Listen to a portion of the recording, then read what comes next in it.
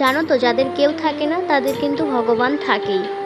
এই কথাটা কেন বললাম তোমাদেরকে জানাবো, তার আগে গুড মর্নিং সবাইকে। এখন বাজে সকাল 9:30। তো মাম্মাম উঠে পড়েছে, আমিও উঠে পড়েছি।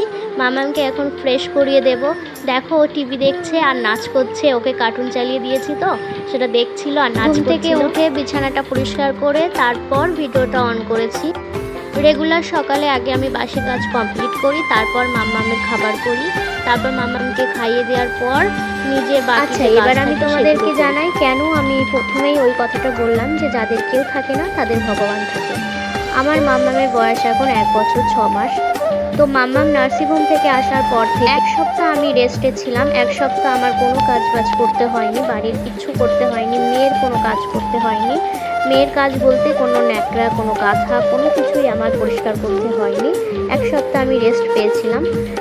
আর 1 সপ্তাহ পর থেকে কিন্তু সমস্ত কিছু, মেয়ের বলো সংসারের বলো, যা এবার তোমাদের মনে হতেই পারে যে আমি রেস্ট কেন পাইনি, তাহলে কি আমার শাশুড়ি মা আমাকে সাহায্য করেনি বা আমার মা আমাকে সাহায্য করেনি? বলতে গেলে আমাকে কেউ সাহায্য করেনি, আমি নিজেরটা নিজেই করেছি, বরং আমার মেয়েরটাও করেছি, আমার স্বামীরটাও আমিই করেছি। আমাকে সাহায্য করার কেউ ছিল না, না আমার মা। মামা হওয়ার আগে কিন্তু আমি শ্বশুর বাড়িতেই থাকতাম, মানে পুরো প্রেগনেন্সি জার্নি আমার শ্বশুর বাড়িতেই। তারপর মাম্মাম হওয়ার পর যখন নার্সিংহোম থেকে আসি সেটাও কিন্তু আমার শ্বশুর বাড়িতেই। আমি 1 রাতের জন্য আমার বাবার বাড়িতে যাইনি বা আমার বাবার বাড়িতে আমি থাকিনি।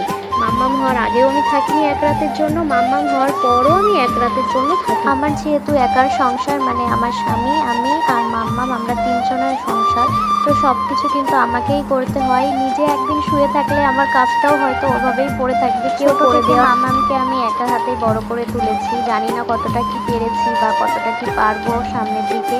তোমরা সবাই একটু আশীর্বাদ করো, আমি যেন ওকে মানুষের মতো মানুষ করতে পারি, ওকে যেন ভালো শিক্ষাটা দিতে পারি, ও যেন নিজের পায়ে দাঁড়াতে পারে সব। তবে আমার কোথাও একটা আক্ষেপ থেকেই গেল যে আমি ওকে ভালো মতো যত্ন করতে পারলাম না। ছোট থেকে সারাক্ষণ কাজের পিছনেই দৌড়ে গেলাম, দৌড়াতে দৌড়াতে ওকে ঠিক মতো করে খাওয়াতে পারিনি, ঠিক মতো করে ঘুম পাড়াতে পারিনি, আমি ভালো মা হতেই পারিনি। আমার তো সব থেকে খারাপ লাগে তো তখন যখন দেখি নিজের বাচ্চাটা কান্না করছে কিন্তু আমি কাজ ফেলে যেতে পারছি না ওর কাছে, তখন ভীষণ খারাপ লাগে। আমরা না সময় থাকতে মানুষের মূল্যটা বুঝি না, কিন্তু যখন সময় চলে যায় তখন আমরা আক্ষেপ করি যে এটা করা উচিত ছিল না বা ওটা করা উচিত ছিল না। সময় থাকতে এখন ছোট, তো এখন ওর পাশে সবাইকে দরকার ছিল, কিন্তু দেখো পরিস্থিতিতে এখন আমি কাউকে পাশে পাইনি। একটা সময় হয়তো সবাই নিজের ভুল নিজে বুঝতে পারবে যে তারা ঠিক করেনি, কিন্তু তখন কি আর মাম্মামের ছোটোবেলাটা ফিরে আসবে? বলতে বলতে এদিকে মাম্মামকে ফ্রেশ করিয়ে দিয়েছি, আর এই দেখো এখন ওকে দুধ আর মুড়িটা খাওয়াবো। সকালে কাজ থাকে একটু, সেই জন্য ওকে তাড়াহুড়ো করে এই দুধ আর মুড়িটাই দিই।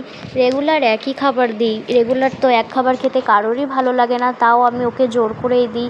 কি করবো, তাড়াতাড়ি করে তো অন্য কিছু বানিয়ে দিতে পারলাম, সেখানে দাঁড়াতে চায় না, ভীষণ কান্নাকাটি করে, ওই জন্য তাড়াহুড়ো করে দুধ আর মুড়িটাই করি।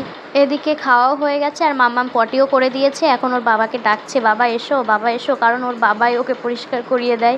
আজকে তোমাদের আগের একটা ভিডিওতে বলেছিলাম যে আমার দাদা ভিত পুজো করছে, নতুন বাড়ি করবে, তো মাম্মামের পাপা রেগুলার সকালে সেখানেই বেরিয়ে যায়। সকাল এই 7টা নাগাদ বেরায় আর বিকেল 2টো কি 3টের দিকে বাড়ি ফেরে, ততটা সময় মাম্মাম আর আমি। আচ্ছা, তোমাদের কাছে একটা রিকোয়েস্ট, হ্যাঁ তোমরা একটু যদি বলো যে মাম্মামকে কী খাওয়ালে বেস্ট হবে বা কোন খাবারটা ওর জন্য বেশি উপকারী, আমি না বুঝতে পারি। আচ্ছা, থ্যাংক ইউ সবাইকে আমার পুরো ভিডিওটি দেখার জন্য। আর আমি নতুন যেহেতু ভিডিও করছি আমার ভুল হতেই পারে, তোমরা আমার ভুলটাকে একটু ধরিয়ে দিও প্লিজ, তাহলে আমি পরের বার থেকে ঠিক করে নেব। আচ্ছা, টাটা, বাই বাই, দেখা হচ্ছে পরের কোনো ভিডিওতে। তোমরা সবাই ভালো থেকো, সুস্থ থেকো। তোমাদের যদি ভিডিওটি ভালো লাগে তাহলে একটা লাইক করে দিও আর চ্যানেলটি সাবস্ক্রাইব করে দিও প্লিজ।